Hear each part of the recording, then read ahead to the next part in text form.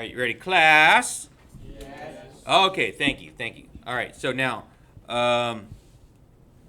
okay, so today, what is today's hashtag for these notes? 37? Okay, hashtag 37. Today's date? There we go, Valentine's Day. Dun, dun, dun. Yep.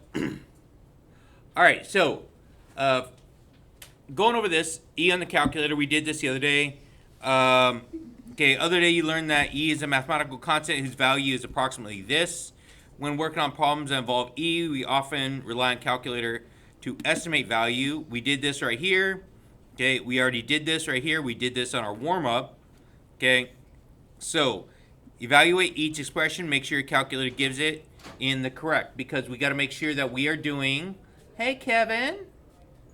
How we doing? Go ahead, have a seat. All right. Make sure you guys are using the correct E. So on your calculator right now, okay, I want you guys to try this one right here. Kevin, we're going through the notes on 413, lesson 413. You might already have it, but if you want to go back over it, it might be a refresher.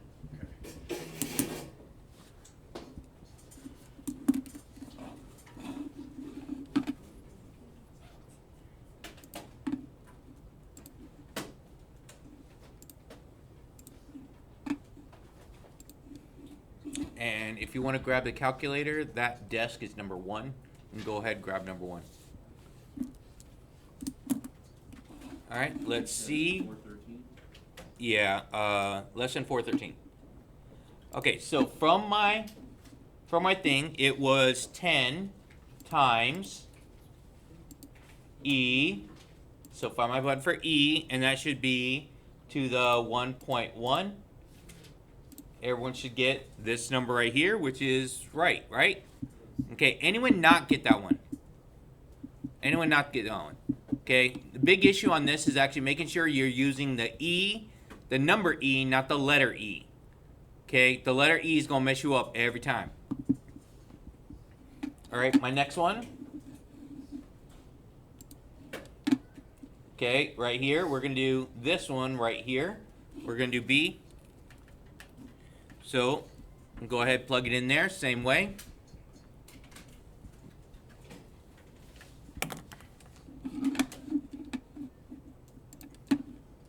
And we have 5 times E to the parentheses 1.1 close open 7. Just like that. There we go. And that's the number that we should get there. Now, anyone not get that one? Pretty straightforward, right? All right, my next one. So go ahead. We're going to do the next one on the calculator. So try this one now.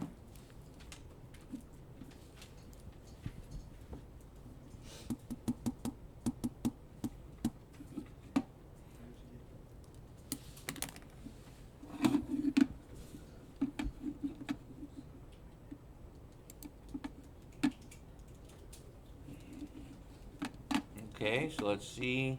We have E raised to the. So I'm going to do a little trick with the calculator. I'm going to go Control Divide, so that gives me a fraction for my 9 over 23. There we go, and now I arrow over and plus 7. All right, anyone not get that one? Okay, should be good here.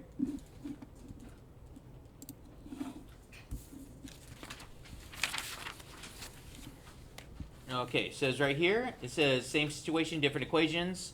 Now the population of a colony of insects is 9,000 when it first being studied. Here are 2 functions that could be used to model the growth of a colony T months after the study has begun. So we actually have both of these right here. And we're going to use the vars because this is what we were doing yesterday. We're going to use the vars again today. So, you okay? Yeah. Okay. All right, so if to use the vars, we have two equations, the P of t and Q of t. So let's enter those in my graph. So first with my P of t, which is 9 times, what's that? 1.2, 1.02, right?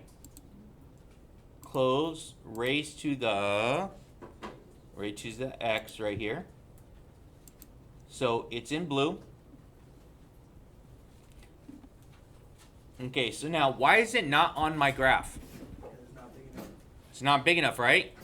So it should be starting at 9, so it should be up here more, shouldn't it? Okay. All right, and my next one, I'm going to hit tab. And there's my 9 times e raised to the 0.02 and x. There we go. Enter that. Here's my two functions, my two equations, right? All right, so we're going to use the vars now. So that means I'm going to go to my regular scratch pad. And so now the first thing says we're going to do time in 6 months. We're going to fill in our table for time in 6 months. So using the vars. So I'm going to do the first one. Let's see. So at 6 months, okay, my first function, my vars first function, and I want 6 months. So I'm going to enter 6, enter. So of my P of t, my first one, I'm going to put, let's go 10.1. And this is, again, my population in thousands. And let's do the same thing for Q of t. And so that would be vars and F2. That's my second function. 6. And again, about 10.1. But it looks like this one's a little bit more, isn't it? It's slightly a bit more. So I could add another number on there. So the f of 1 of 6, f1 at 6, if I round to the 100th, 2 decimal places, that'd be a 4, wouldn't it? Okay, so that would be a 4. And this one right here, this one would be a 5. Okay, so now we got 2 digits. We have in the hundreds there. So let's see. I'm going to give you guys a couple minutes. I want to see you guys using the vars, and I want you guys to fill in those tables right there using the vars, please.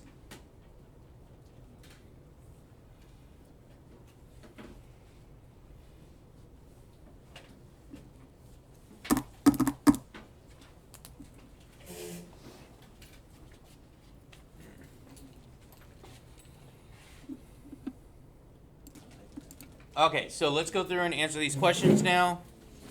So as you guys go, I need some help with this. What do we get in for time 12? P of 12? 4-1? Okay, what about Q of 12? 4-4? Okay. Now, how about P of 24? 47? Okay. All right, Q of 24. 5-4? Okay.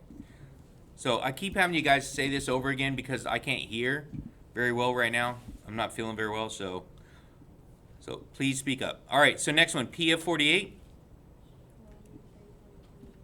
43 point. 23.28. Very good. Q of 48. 53.50. 5-1? 5-1? Okay, good. And what about P of 100?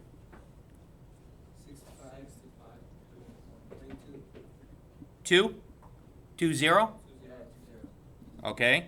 And Q of 100? 0.50? There we go. Okay, so now, are they really close to each other? Yeah, so for population growth and population modeling, we use both of these interchangeable. Remember, this one was, P, R, T. Okay, this one is slightly different. That one would be my P and E to the R, T. That's the only difference, okay? It's a different way of doing it, and we fit the model for whichever type we're doing. So if you're doing a lot of biology experiments, you're probably going to end up using this one here. So if you're taking the college biology and you're looking at population data and stuff like that, you're probably going to end up using this one. So either way, still works out. Okay, says, here are pairs of equations representing the population thousands of 4 other insect colonies in the lab. Initial population is 10,000. They are growing exponentially, T time in months since the beginning. Okay, so if you notice, they're modeling both, okay, using the same data. Now, if we take this piece right here, what was my percent that I had? So in this one, for my F, that would be 105 over 100, right? Because there's my percent, right? Say yeah.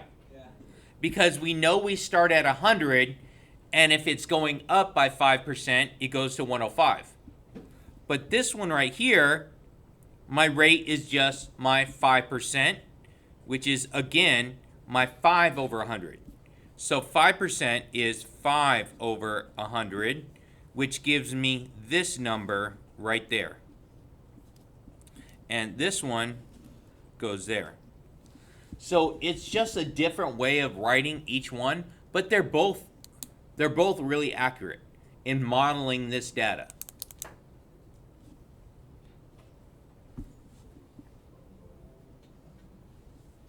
So now let's take a look at this. So we're going to graph these, and it says graph pairs of functions, same coordinate plane, adjusts the graphing window to the following here. So let's graph this first one here, please. I know my window, did it stop? Hold on. It did stop, didn't it? Okay, so there we go again. All right, so we're going to model this one right here, the colony 1, and we're going to use this data right here. So this is my x coordinates, and this is the y coordinates. So let's put this one in my F1, and this one's going to go in my F2. So on my graph, okay, I'm going to dock B because I'm starting a new problem. Go to my graph. 10 times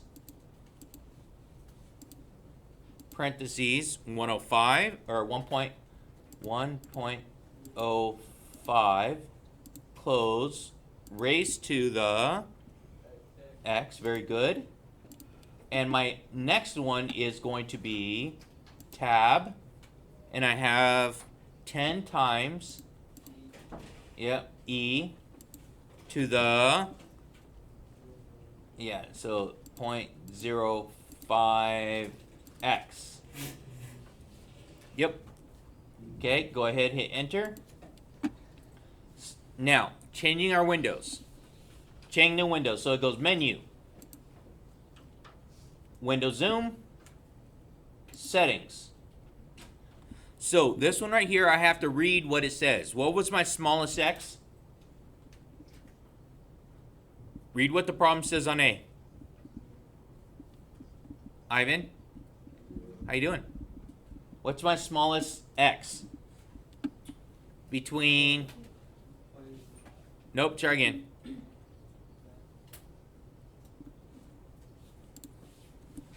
What are my x's between here? 0 and 50, right? And my y values are here. So changing that to 0, going to 50. Next one's going to be, what's my y's? 0 to 80. Very good.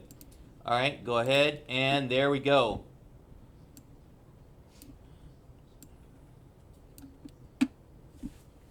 Now, they're really, really, really, really, really close models for this.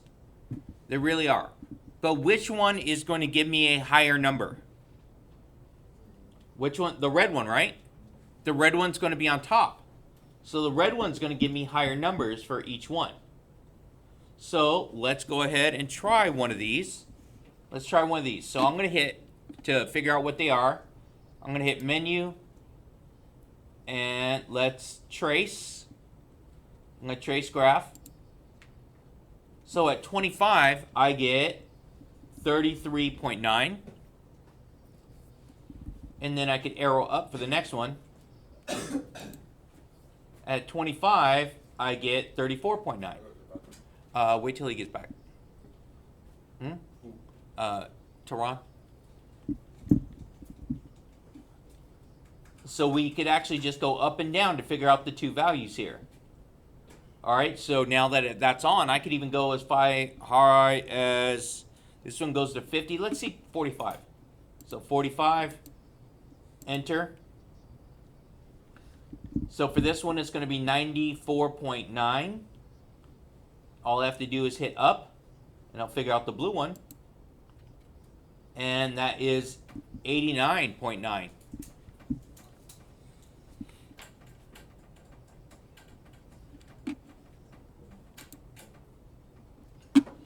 Okay, so we did a graph, we compared functions. So is there any questions about what we're doing on these? Say no. No? All right. So this is exactly the same as what we have been doing. Okay, where we have here, so my p-value, which is the initial, the output of the function of at a certain time, e, there's my rate, whatever growth or decay. If it's growing, it's positive. If it's decay, if it's going down, it would be a negative. And the variable that I'm going to be using for this. All right, make sense? Yeah. Good. All right, don't forget, like, share, and subscribe. Hit that notification button. And Kevin's going to make sure I get a thumbs up right now.